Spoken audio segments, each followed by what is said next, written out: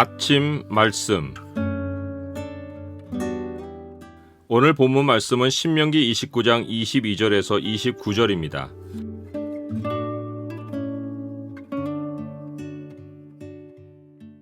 오늘 본문을 약속의 창으로 보면 하나님 백성이 끝날까지 소망을 가질 수 있는 이유가 무엇인지가 보입니다. 약속의 창을 보여주는 구절은 29장 29절입니다.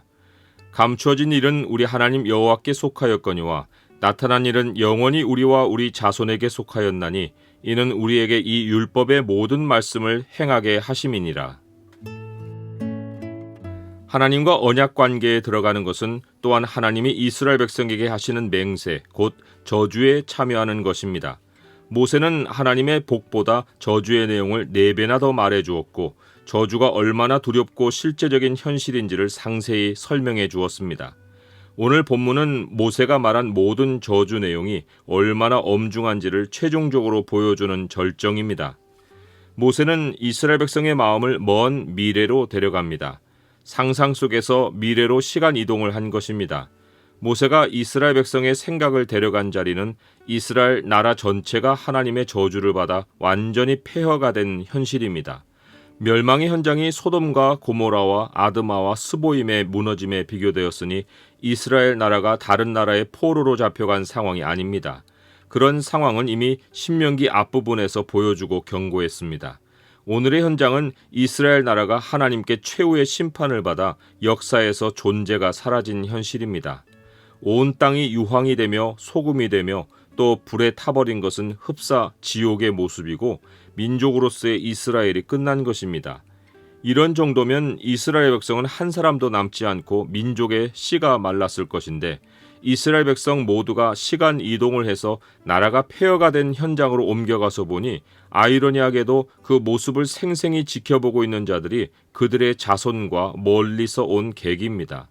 그들의 자손이 어떻게 생존해서 이 모습을 보고 있는 것입니까? 또한 가까이 있는 이웃 나라 사람들도 아니고 왜 멀리서 온 나그네가 폐허의 땅을 찾아와서 그 현장을 보고 있습니까? 이 미스터리의 해답이 본문을 마무리하며 모세가 진술한 말에 들어 있습니다. 감춰진 일은 우리 하나님 여호와께 속하였거니와 나타난 일은 영원히 우리와 우리 자손에게 속하였나니 이는 우리에게 이 율법의 모든 말씀을 행하게 하심이니라.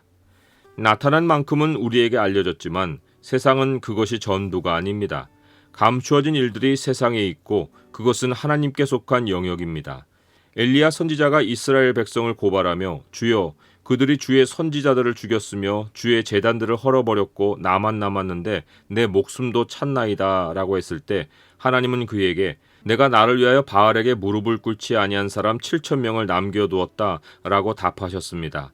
이 대화를 통해 사도 바울은 이와 같이 지금도 은혜로 택하심을 따라 남은 자가 있느니라 라는 결론을 얻을 수 있었습니다. 모세가 이스라엘 백성을 상상의 미래로 데려가서 보여준 폐허의 현실은 가능성이 아닙니다. 나타난 일은 영원히 우리와 우리 자손에게 속하였다고 했듯이 말씀이 나타낸 미래의 현장은 우리에게 속한 우리의 미래입니다. 그러나 동시에 이것은 미래의 모든 모습이 아닙니다. 사람의 역사가 나타난 일들의 연속이면 역사의 주인공은 우리이고 하나님이 아닙니다. 더군다나 역사가 나타난 일들의 연속이면 세상 사람은 한 사람도 예외 없이 소돔과 고모라의 운명을 맞아야 합니다. 그러나 소돔과 고모라가 망하는 중에도 롯과 두 딸은 구원을 얻었습니다. 이 구원은 소돔의 멸망 직전까지도 감추어져 있던 것인데 누구도 예상치 못했을 때 일어났습니다. 사도 바울이 만일 은혜로 된 것이면 행위로 말미암지 않음이니 그렇지 않으면 은혜가 은혜되지 못하느니라 라고 했듯이 역사에는 하나님의 은혜라는 요소가 개입하여 상상 밖의 일들이 벌어집니다. 그리고 하나님의 은혜야말로 실제적인 참 역사입니다. 우리는 나타난 일에 겁을 먹을 때가 많고 나타난 일로 결론을 추정합니다. 그러나 막상 일이 진행되면 현실은 우리가 염려한 대로 되기보다 엉뚱한 일들이 전개되어 상상 밖의 다른 방향으로 흘러갑니다. 어느 정도까지 하나님의 역사가 상상 밖일까 생각할 때 이사야 선지자가 잘 말해 주었습니다. 주께서 대답하시되 성읍들은 황폐하여 주민이 없으며 가옥들에는 사람이 없고 이 토지는 황폐하게 되며 여호와께서 사람들을 멀리 옮기셔서 이 땅 가운데서 황폐한 곳이 많을 때까지니라. 그 중에 10분의 1이 아직 남아있을지라도 이것도 황폐하게 될 것이나 밤나무와 상수리나무가 배임을 당하여도 그 그루터기는 남아있는 것 같이 거룩한 씨가 이 땅에 그루터기니라 하시더라. 나라 전체가 타버리고 작은 그루터기만 남는 과정에서 사람의 기대감은 산산조각이 나버립니다. 어려움이 찾아오리라고 예상을 했지만 땅이 완전히 황폐해져 버리면 황망함 그 자체입니다. 여기에 10분의 1이라도 남았으니 작은 소망이라도 가지려 하다가도 그것도 다 배임을 당하면 이제는 말 그대로 다 끝입니다. 그런데 거기서 하나님의 일이 시작됩니다. 먼 미래에 폐허가 된 민족 이스라엘을 지켜보는 그들의 자손은 실제 역사에서 유대인 그리스도인입니다. 유대 민족은 죽었어도 교회는 유대 땅의 유대인들을 통해 시작되었습니다. 그들과 함께 서 있는 멀리서 오는 객은 바로 우리입니다. 이방인 가운데 예수 그리스도를 믿어 하나님 백성이 된 그리스도인입니다. 이것이 요한계시록이 내다보는 영원한 하나님 나라 백성의 구성원입니다. 살아계신 하나님으로부터 인을 받은 천사가 하나님의 종들에게 인을 칠 때 유대 12지파에서 14만 4천에게 인을 쳤습니다. 이 일 후에 사도 요한이 보니 각 나라와 족속과 백성과 방언에서 아무도 능히 셀 수 없는 큰 무리가 나와 흰옷을 입고 손에 종려가지를 들고 보좌 앞과 어린 양 앞에 서서 큰 소리로 외치며 구원하심이 보좌에 앉으신 우리 하나님과 어린 양에게 있도다 라고 했습니다.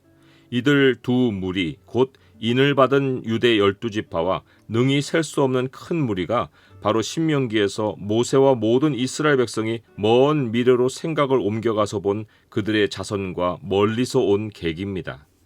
하나님이 이스라엘 백성에게 나타내신 율법의 모든 말씀을 순종하라고만 하시고 그들의 행동을 따라 심판하시면 모세와 이스라엘 백성이 지금 상상으로 내다보는 폐허는 그들이 미래에 당할 정확한 현실입니다. 하지만 성경은 의인은 믿음으로 말미암아 살리라 라고 했기 때문에 하나님 앞에서 아무도 율법으로 말미암아 의롭게 되지 못할 것이 분명한 것입니다. 사람은 나타난 것으로는 완전함을 이룰 수 없습니다. 하나님의 율법이라도 마찬가지입니다. 율법은 진노를 이루게 합니다. 본문에는 하나님의 진노가 다양한 표현으로 6번이나 언급되었는데 그 이유는 그들이 하나님을 배제하고 나타난 율법으로 의를 이루려 했기 때문입니다. 하나님 백성에게 요구되는 삶은 믿음입니다. 기록된 하나님의 말씀은 우리로 앞날을 믿음으로 바라보게 합니다. 믿음은 바라는 것들의 실상이요 보이지 않는 것들의 증거입니다. 하나님이 우리에게 말씀을 나타내 주셨지만 우리는 우리에게 속한 것에서 만족하고 끝내면 안 됩니다.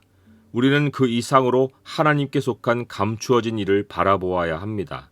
베드로가 예수님이 빛난 모습으로 변하시는 것을 보고 우리가 여기 있는 것이 좋사오니 라고 하며 초막을 짓자고 제안했을 때 호련히 빛난 구름이 그들을 덮어버렸고 너희는 그의 말을 들으라 라는 소리가 들렸습니다.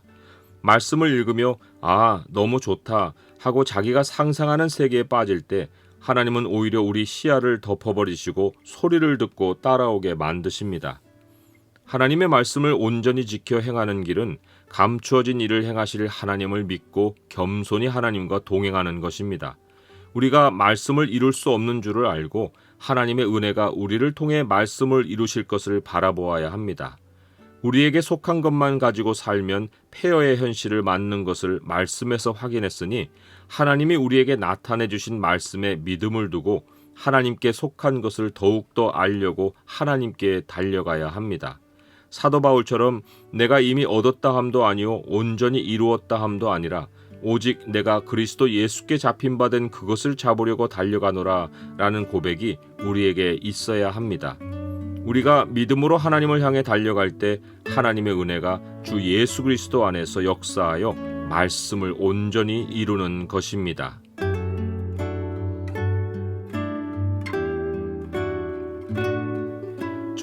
주님이 주신 말씀에서 미래에 대한 소망을 가집니다. 주님이 말씀으로 약속하신 것을 믿고 말씀이 바라보게 하는 감추어진 실상을 소망합니다. 주님이 은혜로 삶을 인도하시며 감추어진 기이한 일들을 행하실 것을 기대합니다. 예수 그리스도의 이름으로 기도드립니다. 아멘.